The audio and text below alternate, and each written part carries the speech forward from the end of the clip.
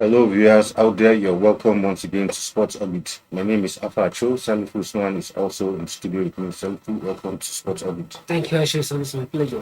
All right, on today's edition of the program, we'll begin straight from the National Sports Commission, where, in a bid to restore Nigeria's sporting infrastructure, the National Sports Commission, led by Shehu Dikko, is set to partner with a certain European firm to revamp Nigeria's sporting infrastructure. Speaking after a week-long visit to several European cities, Dikko disclosed that high-level meetings were held with some of the world's top stadium infrastructure groups, renowned for building and managing elite stadiums around the world. And from what we're hearing, if this partnership works, the revamping will begin from the Moshood Abiola Stadium. But I mean, Salifu, you quite remember that it's not up to 2 or 3 years ago where millions of dollars were spent by Dangote to, put this stadium back into shape. But less than 2 years after that elaborate commissioning and all that, that stadium has become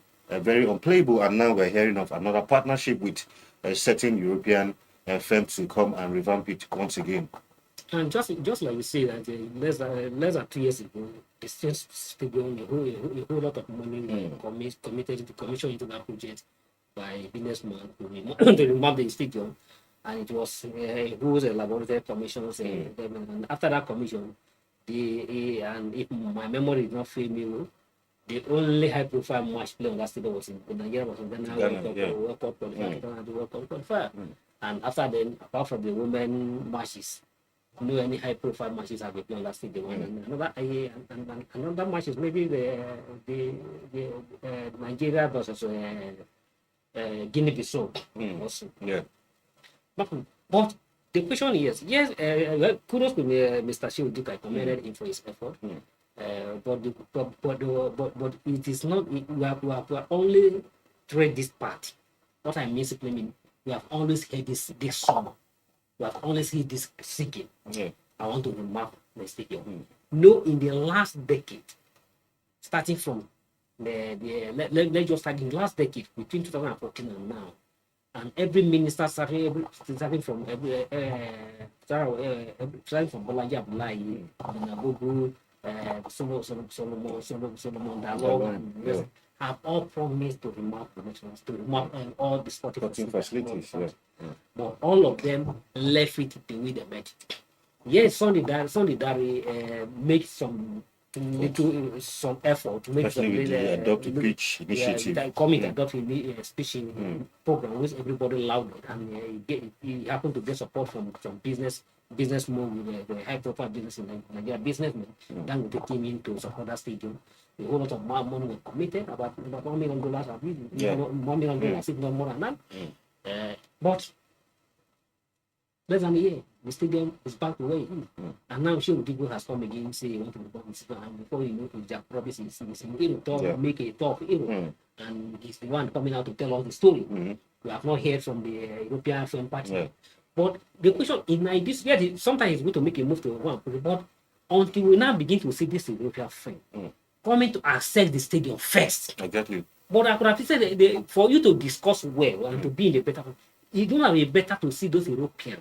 Exactly. Those friends should have come came down exactly. to assess the stadium, the level of the stadium, and the level of work that needs to be done. Because you can negotiate based on your understanding of the particular facility you want to have to. But I think I just pray that it's not one of those songs that we always hear from the administrators. Shehu Dikko is a known stranger to Nigerian sport. He has been within Nigerian sport for the last 2 decades. He has been there. Either as a marketer or as a musician, he has always been there. But now he is in the top 6. He's not in charge. And he want to make it different. Well, he was in charge before in Nigeria Football League.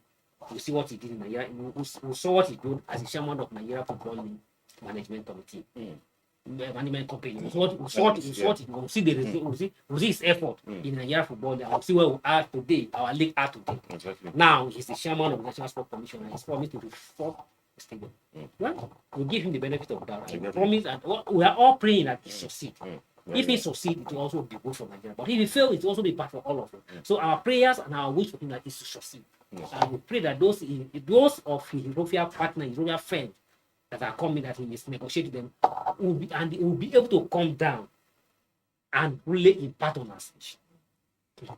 All right, moving on from that now, looks like Nigerian weightlifters currently in Mauritius have a cause to smile, as looks like some dollar rain, really got them wet through the DG of the National Sports Commission, Bukola Olopade, who has, splashed the sum of $3,800 on the wrestlers when he paid them a visit to Mauritius, and also announced a training grant of $20,000 for 4 elite athletes, unnamed though, who have been also selected for training grants. Well, we say kudos to him, since these funds, well, we wasn't specified if it's coming from the commission or from his pockets. A personal donation. Okay. So that means it's coming from his pocket.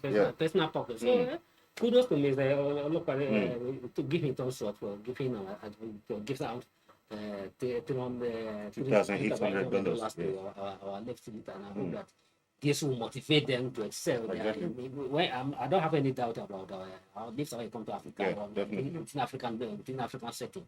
But it's when we go out beyond Africa, that's where we always have problem. Within Africa setting, I always have full confidence that they are going to play. Within the Commonwealth game, they are always there for Nigeria. And I believe that pray that they are going to do with additional more financial motivations coming from the sport DC. Well, kudos, and even the president of Nigeria Lifting Federation, Dr. Abdul Ibrahim, has also been fantastic in his leadership, trying to promote that particular federations.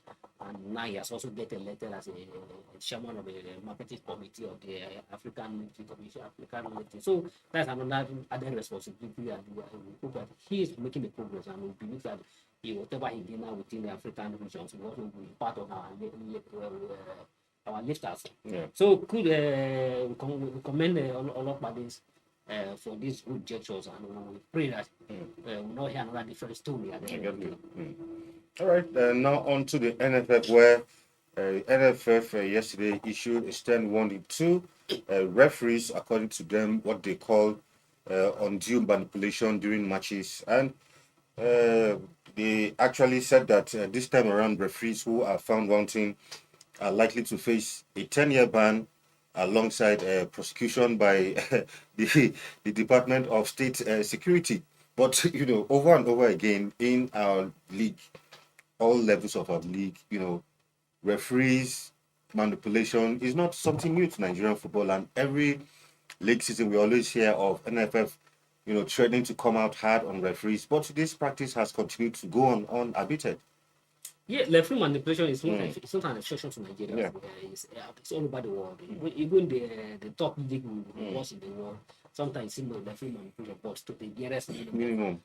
But we're within Nigeria, just like you say, and every season we keep on hearing from unacceptable results in the league. But with the NFF coming hard to promise a 10-year ban of any referee fan wanting in that regard, to me it's a good development.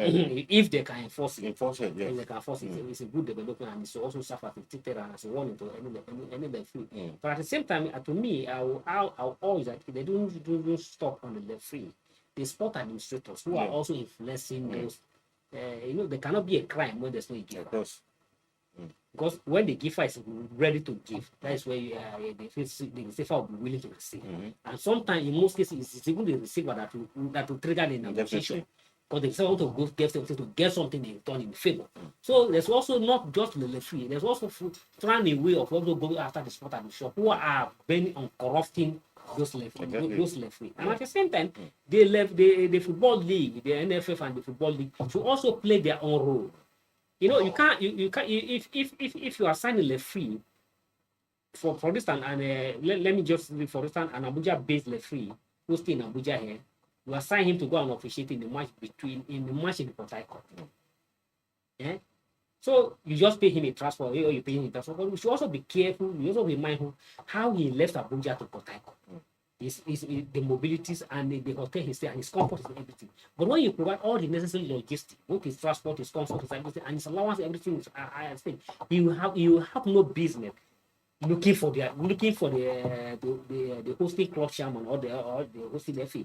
So in as much as they are ready to deal with any referee fan wanting, there's also trying to play their own side of the bargain. Right, to some other football news now, where Super Falcons goalkeeper Chiamaka Nadozie is in the running for the best goalkeeper award in the French league. So far, she has kept 10 clean sheets for her club Paris FC this season. Well, good development for her. Nadozie currently the African best goalkeeper according to CAF, now in running for another award in France. I recall that last year she won a similar award. Yeah, exactly. And exactly. And I think like in that French league, apparently like the women French league, I think he's the best goalkeeper in that league. I think there's not anybody in that league, if at all, that will challenge him for that award. He won it last year, now he's in the run for it. You know, that he retained the same award. So kudos for him and to go along with boosting his morale. All right, to some bits of transfer news involving Nigerian player. This time was Simon, where reports says that he could be on his way to the Premier League to join Everton. He currently plays for Nantes, and his contract expires in June 2027, and they are expected to demand the sum in the region of 15 million euros for the tricky winger. Well, I think it will be a good move for him if it eventually happens. I mean, for most players playing in the Premier League is always, a welcome development, especially Nigerian players. And for us Nigerian football fans, somehow we always like seeing our players in the Premier League, since it happens to be the most watched league around the world, and especially here in Nigeria. So exactly. So it's always a joy to see our players, in the playing their trade in the Premier League. It's the most followed league in Nigeria, Premier League, and at the same time, it's always a dream of any African players to play in the Premier League. Particularly Nigerian players are always in the love to play anywhere they play. Any African player or Nigerian player that will retire without playing in the Premier League, like he has not achieved the love. So, and if Moses gets attention from the but it has to. Sometimes you have to also be conscious on how you move to the Premier League. We have seen example of several African Nigerian players who were heroes or who were kings but they came to the Premier League and become another player. And when you want to become just another player, you want to get the regular play, become a pro. So my advice side, yes, in as much as you want to see him in the Premier League, you should be mindful on how he's going about it, and you need to ask to be sure of the particular coach at the moment. And to be sure of his position in the Premier League, because it's good to go to the Premier League, but it will become better when you get to the Premier League and are playing. Not just come to the Premier League and sit on the bench. All right, we'll go on Sport Orbit continues. Don't go nowhere. Be part of our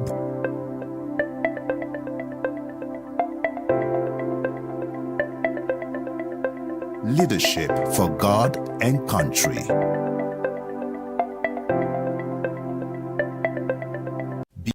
Be part of our brand.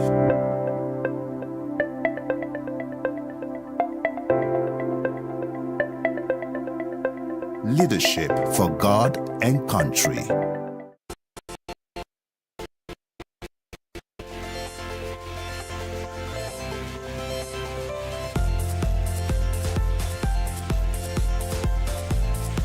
Leadership TV for God and country.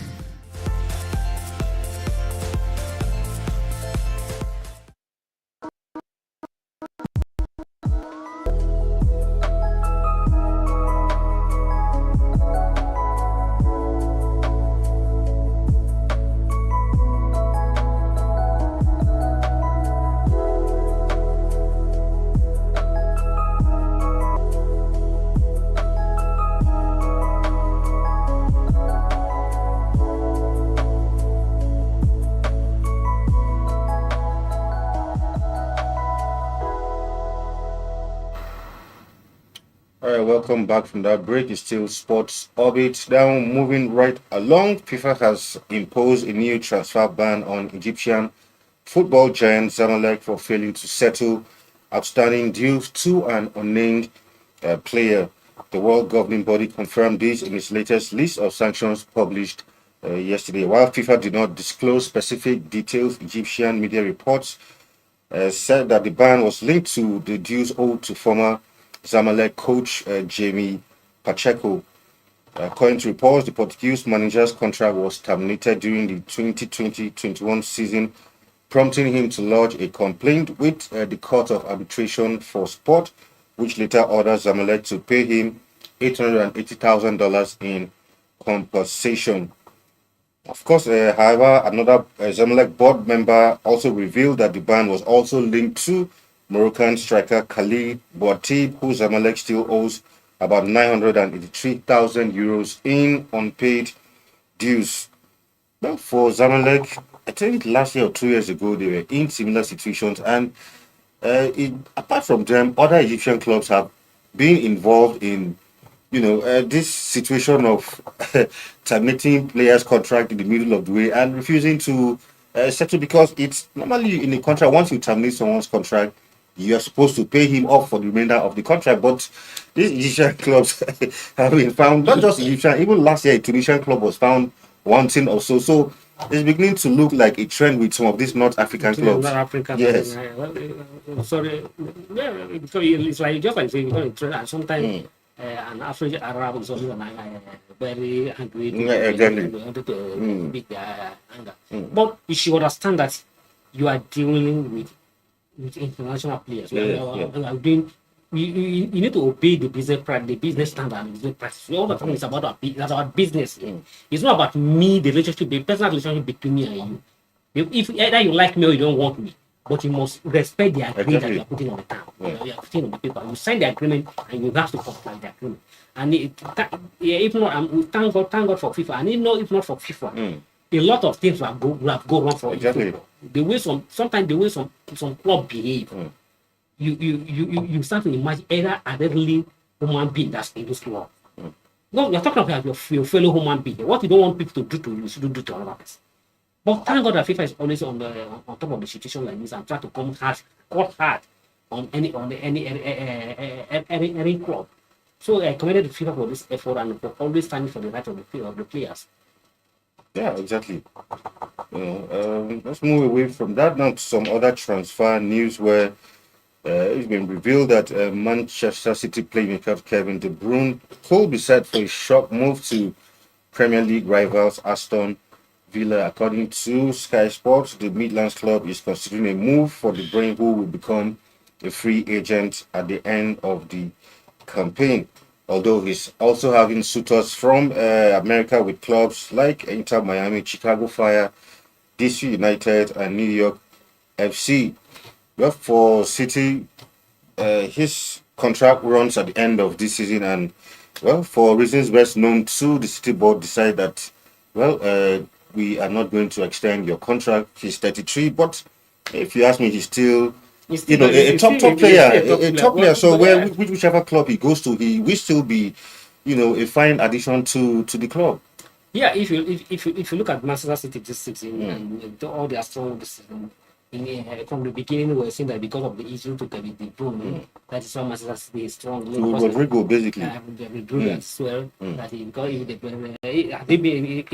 from the start, it was two of them on the sideline, and as a captain of the club and the influence in the club and the command in the midfield, when he's coming back, will begin to improve the league. But unfortunately, when he came back from the issue, either he has a personal problem with Pep Guardiola.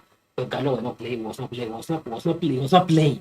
So a lot of people were asking, how can you have a player like you're struggling and you're having a player like De Bruyne and you're keeping him on the play? So, and if you look at even the interaction between him, even sometimes you hear on some unwarranted comment from Kevin De Bruyne about the club. So but the whole thing is that there's always a time for in any human factor, a time to rise up and a time to begin to diminish to bring down. So I see as one of the things in Kevin De Bruyne life. Yes, he was top there rising, but now he moved from Chelsea to Man City, and from Man City he become a king, maybe not a legend in the club, and now he's going to Aston Villa. No, not disrespecting Aston Villa, but to me it's like it's a going down. Whatever the situation Man City is passing through at the moment, you can never compare the Man City to Aston Villa. But for him moving to Man City to Aston Villa, I see as even for a national team where he's still a strong person, but his position is also trusted in the national team. But just like you say, but let's see. But yeah, I agree. To me, it's better for him to stay in Aston Villa. If Aston Villa are looking for him, it's better for staying in Arabia than the American shooters we're talking about. There's also a shooter from the Saudi Arabia, even during the league, even when the league was on. But it's quite unfortunate that. But I think I see not the Man City not negotiating to renew his contract. I think as because of the fraudulent relationship between him and the Guardiola, between him and the Guardiola. But at this point, I mean, Kevin De Bruyne, even if he decides to go to America, I mean, what else is he looking for to achieve? He has partly won almost everything to be won in football, from the Champions League, the Premier League, everything. So at this point, you can actually go to Saudi Arabia and get the Arab money and look forward to retirement. Yes, I agree with you, but sometimes winning everything does not is not just it all as a top players. He still want to compete in the top league. Yes, he has won the Champions League. He has also won the Premier League how many times? The same thing with Mohamed Salah has won the Champions League. Yes, I've won the Champions League, won the Premier League, but he's still in the top form in the Premier League, and maybe more despite all the support, even the Saudi Arabia as well, say that he should their style of game, but he still want to stay in it wrong. Sometimes players from top players, it doesn't put money as a top priority. They still want But Salah's case was different because at a point it was Liverpool who were foot dragging because of wages, but somehow Liverpool felt we still need his very important to plan. So if not, I'm sure Mo Salah would have been up to sad. But Liverpool saw that, look, this guy is still in top form, top scorer this season. So why not give him another 2 years? Mo Salah will be 32, I guess, not too far in age with Kevin De Bruyne. So sometimes it depends on if the club actually still wants you. Yes, it also depends if Salah has also choose to go and look for more money. But I also say, no, I'm done with Liverpool. But in the case of Kevin De Bruyne, yes, it also depends on the competition. I know. Yes, I still think that he still feel hot by the way and manners Man City are treating him. So and he want an opportunity to pay Man City back. So sometimes a club want to move to a rival club to show them that yes, I'm still. You don't know what we have, and I'm still good, and I'm going to show you. There are many examples of it that you can see in the Premier League. All right, let's move straight to the EPL now, where, of course, yesterday Arsenal dropped points once again, but even if they had won, you wouldn't have still mattered anyway because you do have matter anyway. But it would only matter when Liverpool keep on losing all their remaining. No, exactly. I mean, all Liverpool needs, even if Arsenal had won yesterday, Liverpool just needs to win one more match. That's what I'm telling you. Exactly. That's what I'm telling you. Liverpool, what's stops Liverpool losing all their remaining matches? No, which will not happen. All at this point, how lose 5 games? No, I don't. It will not happen. It can happen. This is football. Not this Liverpool side. No, but they are not good now. So. No, exactly. But I mean, 5 games to have a hand on the title, and no, these things don't happen. Except maybe the whole of their first 11 gets injured, and even if they use their feeder team, those guys will still, out of these 5 matches, they'll be able to win at least 1 match. You can't. There's nothing you can't rule anything away No, from. this is wishful thinking. So, but no, I know this is wishful thinking. Except it happened a miracle. It be one of the, if not the biggest wonder of the world. Exactly. But if Arsenal have won yesterday, they would have taken it just like the same. But they didn't won. They draw. But he has also changed something.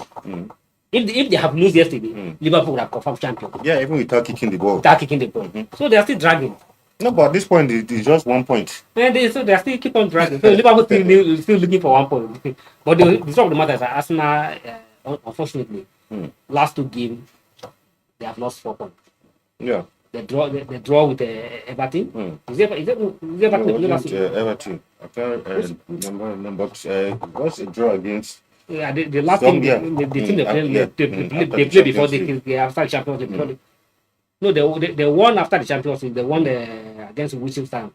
But there was a split team against the Wichita 4-0. But the team they played before the Wichita, they played draw 1-1. Yeah. That's a party, man.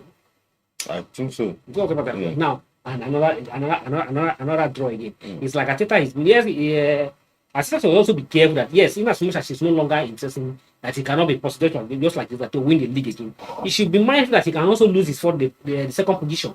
Exactly. But for Ateta, I mean, this should because be... if you look at the gap between him and the third place and the fourth place, it's not too much. So he should be mindful that if he was Arsenal against Brentford, where against the Brentford, the one. So he should be mindful that if his case not taking finishing second, maybe become a problem. So if you look at the table at the RCC, we have almost about 5, not less than 6 clubs who are competing for a spot in the Champions League. They are also having a position. They still have a level chances to make it to the Champions League. So that's to be careful. That's to be careful the way he's playing in the Champions League. Exactly. Premier League point. And for Ateta, this should be a wake-up call coming three 3 times in a row. I mean, this should be. I mean, when you do like this, by the next season, the players might be beginning to, get tired, get complacent and all of that. Not might. What I've said Arsenal call this season is their progression to the Champions League semi-final.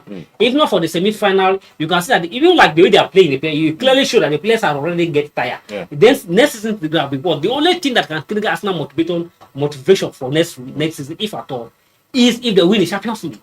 Wins is still a very third dream, but it's not. To me, it's a very third. Yeah, sure. Because the Champions League play against PSG, and if you escape PSG, you still have Barcelona, either Barcelona or Inter. So, and it may likely be Barcelona. Anyway, let's take a look at midweek results. Some games took place this week, of course. On Tuesday was Man City who took on Aston Villa. A tough game it was, but Man City came out with that 1-2-1. It was on a Monday. Nottingham Forest won against Spurs 2-1. Spurs 2 and United have been almost similar teams, but thankfully enough, both teams too are in the semi-final of the Europa, looking at their only hope of silverware. And of course, yesterday we saw that match also, Arsenal against Crystal Palace 2-2. It ended after Arsenal initially took the lead. And of course, on Saturday and Sunday again, there will be more matches in the EPL. Let's have a look at that. It will be Chelsea at home to Everton. West Ham will travel to Brighton in that London derby. Newcastle will host Ipswich Town, who looks like the two teams have been relegated already. Looks like Ipswich might join them soon if the way it's going. Southampton already relegated will be at home to Fulham. Southampton and Leicester have been relegated. Leicester will travel to Wolves to take on Wolves in that one. Well, for Leicester, not a good one. Went to relegation, came back and going back. And of course, it will be Bournemouth hosting United, while Liverpool take on Spurs at Anfield on Sunday. For just like for relegation, to me is quite disappointing for Leicester. Went for a relegation in 2003. We came back last season, and then we are going back again. And most disappointing is the Nigerian players. Wilfred going down last year, going there 3 years ago, and now he's come back last year, and now he's going back to the championship. I think it's time for him to make an exit for the club, because before he came to the studio, there are reports that Jamie Vardy has announced that he's leaving the club. So, let's see how it goes. Because I see a lot of players has to leave. If you still want to go down with championship and come back, because if you look, who even tell you that the way they went back last season, there's a unionism within all the players. No, okay, we go down, let's go down and fight. And then they all went out with the club and strong and fight back. Now there's a problem within the management program here and there, and then the coach situation, and nobody know either. So a whole lot of things. So let's see how it goes. Either if I have the opportunity to advise Wilfred, I will not advise him to go down with Leicester. He has to go from somewhere. He has spent a lot of years at Leicester. So let him look for a new challenge elsewhere. All right. That's our package on today's edition of the program. Hopefully we'll be back next week with another exciting edition of Sports Orbit. Do join us Once again, thank you for being in the studio on today's edition of Sports Orbit. Thank you, Ashu. To come your way next week, do have a wonderful weekend. My name is Afa Cho, and it's bye for now. Thank you for watching. For sponsorship and advert placements, please contact 080-3688-6158. Last Word Leadership Podcast Studio.